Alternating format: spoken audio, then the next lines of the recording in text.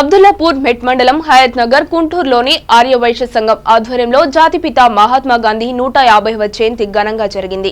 ఈ సందర్భంగా ఆర్యవైశ్య సంఘం సహకారంతో మహిళలకు చీరలు, బాలబాలికలకు పుస్తకాలు, బట్టలను పంపిణీ చేశారు.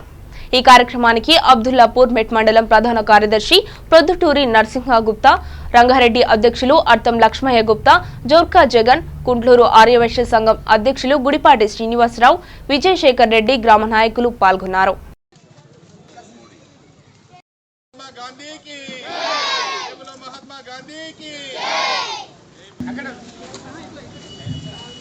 పూజమ్మ, లలిత, సంతోష, రంగమ్మ, జంగమ్మ, భిక్షమమ్మ, హంసమ్మ, వసంత, పి లక్ష్మి, డి లక్ష్మయ్య, స్వరూప, సునీత, జమీన్ నరసింహ, బర్రె సురేష్, యాదయ్య, బర్రె కిష్టయ్య, గజ్జె లక్ష్మయ్య, సూర్య కిష్టయ్య, గోన నరసింహ,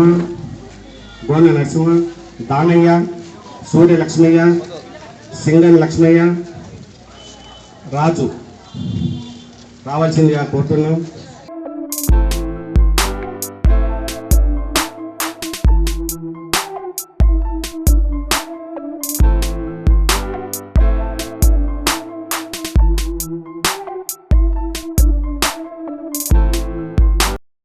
ఎక్కి మా పిల్లగాడు రోజు బెల్లం తింటున్నారు అని చెప్పిన మహాత్మా గాంధీ దగ్గరికి వచ్చి నువ్వు పెద్ద మనిషి, నువ్వు చెప్తే వింటాను అని చెప్పానంటే వారం రోజుల తర్వాత రమ్మని చెప్పాను. నేను ఒక్క మాట చెప్పడానికి వారం రోజులు తీసుకుంటున్నాడు ఎందుకని చెప్పని వారం రోజుల తర్వాత వచ్చిన తర్వాత ఆయన అడిగిందంట, ప్లాన్ చెప్పిందంట, నాన్న బెల్లం తినొద్దు, పళ్ళు ఖరాబ్ అయితే, శరీరం ఖరాబ్ అయింది, మీరు ఎక్కువ తినకండి, ఏదో కొద్దిగా తిన అని చెప్పిందంట.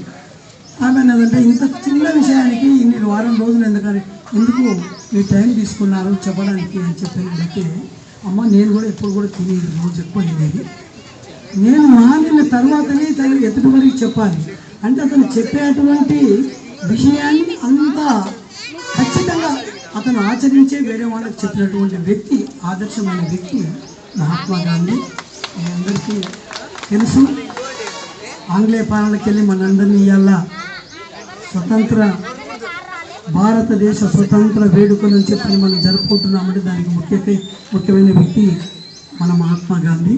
అతని యొక్క ఆశయాలను ఇప్పుడు రాబోయే తరాలు, ఇప్పుడున్న విద్యార్థులు కానివ్వండి, రాబోయే తరాలకు కూడా ఆదర్శంగా తీసుకుని అతని యొక్క సిద్ధాంతాలను ఆచరిస్తూ ప్రజలకందరికీ, అతని కులమత భేదాలు లేవండి, ఎందుకంటే మేము మా వైశ్య కులంలో పుట్టినందుకు గర్వంగా చెప్పుకుంటున్నాం, కానీ అతనికి మాత్రం లేవు, అందరూ జాతి మొత్తం నాదే, ఒకటే కులం అని చెప్పినటువంటి వ్యక్తి.